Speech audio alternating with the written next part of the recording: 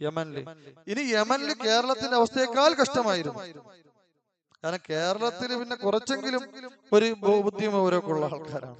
അവിടെ ഒന്ന് പറഞ്ഞ് രണ്ടിന് എന്താണ്? തോക്കാണ്, ഇല്ലെങ്കിൽ വെടിയും വെട്ടുമാണ്. അവിടെ അത്രത്തോളം ഷിയാക്കളാണ്.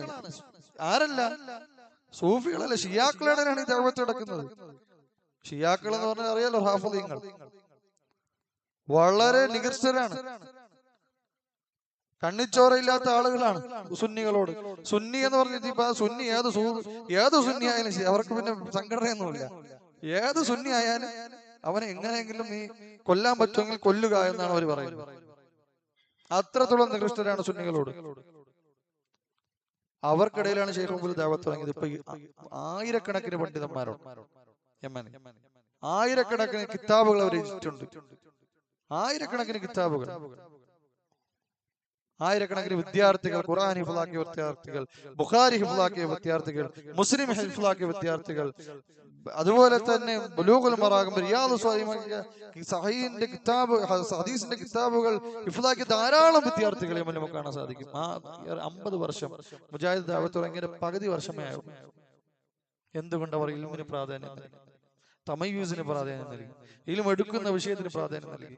ഇന്ന് ഞാൻ ചോദിക്കട്ടെ, ആത്മാർത്ഥമായി ചോദിക്കുകയാണ്, നിങ്ങൾക്ക് അറിയുമോ കേരളത്തിൽ സലഫി ദഅവത്തിന്റെ വക്താക്കളായി നടക്കുന്ന നേതാക്കന്മാരിൽ ഖുർആൻ ഹിഫ്ളാക്കിയ ഒരാളിനെങ്കിലും നമുക്ക് കാണിച്ചു തരാൻ സാധിക്കുമോ? ചിലപ്പോ ഒന്ന് കിട്ടിയാ കിട്ടി, നമുക്കാരെ അറിയില്ല. ഇനിയിപ്പോ നിങ്ങളെ പരിചയത്തിലുണ്ട് ഇതിന് ഒന്നോ രണ്ടോ കിട്ടും. ബുഖാരി ഹിഫ്ളാക്കിയ ഒരാളിനെ കിട്ടൂലെന്ന് എനിക്ക് ഉറപ്പാണ്. ബുഖാരി ഹിഫ്ളാക്കിയ എന്റെ മശായിഖ്മാർ ശൈഖ് അദ്നാൻ മസ്കരി ബുഖാരി മുസ്ലിം ഹിഫ്ളാക്കിയ ആളാണ്. 40 വയസ്സ് തമ്മിലുള്ള, ചിലപ്പോൾ അതിനേക്കാളും പ്രായമുള്ള ആളുകളുടെ പണ്ഡിതരായി നടക്കുന്നുണ്ടാവും. ഷെയ്ഖ് അബൂ അംർ ബുഖാരി മുസ്ലിം ഹിഫ്ളാക്കിയ ആളാണ്. അങ്ങനെ ഒരുപാട് ആൾക്കാരുടെ പേര് എനിക്ക് പറയാൻ സാധിക്കും. യൂസുഫ് അശ്ശറബി, ഒരുപാട് ആളുകൾ ബുഖാരിയും മുസ്ലിമും ഹിഫ്ളാക്കിയ ആളുകളുണ്ട്.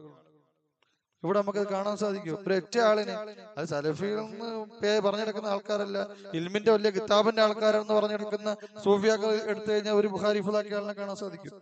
അർബഉൻ നബി ഹിഫ്ളാക്കിയ ആളുകളും കാണാൻ സാധിക്കില്ല. പിന്നെയാണ് ബുഖാരി, മുസ്ലിം പോലുള്ള വലിയ വലിയ ഗ്രന്ഥങ്ങൾ ഹിഫ്ളാക്കിയ, നമുക്കത് അത്ഭുതമായിരിക്കും.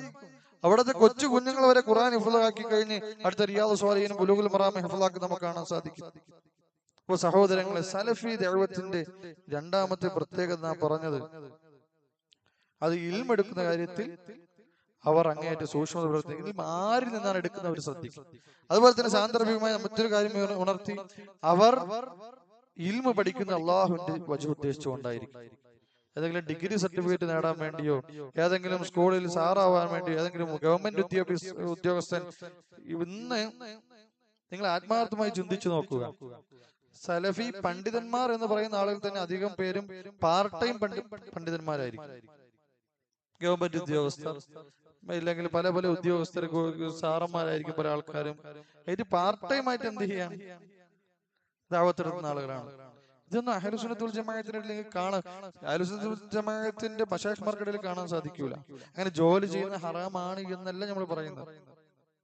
പക്ഷെ ഒരാൾ ഇൽമിന് കൊടുക്കുന്ന പ്രാധാന്യത്തിനെയാണ് ഞാൻ അവിടെ സൂചിപ്പിക്കുന്നത്, ഇൽമിന് കൊടുക്കുന്ന പ്രാധാന്യത്തിന്. അപ്പൊ രണ്ടാമത്തത് നമ്മൾ പറഞ്ഞത്, ഇൽമ് എടുക്കുന്ന കാര്യത്തിൽ സൂക്ഷ്മത, അത് വിഷയം മാറിപ്പോരുത്. അപ്പൊ അതിൽ നമ്മൾ ആ 2 പോയിന്റുകൾ, ഒന്ന് ഇൽമിനോട് മഹബത്തുള്ളവരായിരിക്കും, 2 ഇൽമ് സ്വീകരിക്കുന്നത് അവർ അഹ്ലു സുന്നത്ത് വൽ ജമാഅത്തിന്റെ ആളുകളിൽ നിന്ന് മാത്രമായിരിക്കും. അതിനിടയിൽ സാന്ദർഭികമായിട്ട് നമ്മൾ ഇഖ്ലാസിന്റെ കാര്യത്തിൽ ഉണർത്തി എന്ന് മാത്രമേ ഉള്ളൂ. ബിസ്മില്ലാഹിർ റഹ്മാനിർ റഹീം.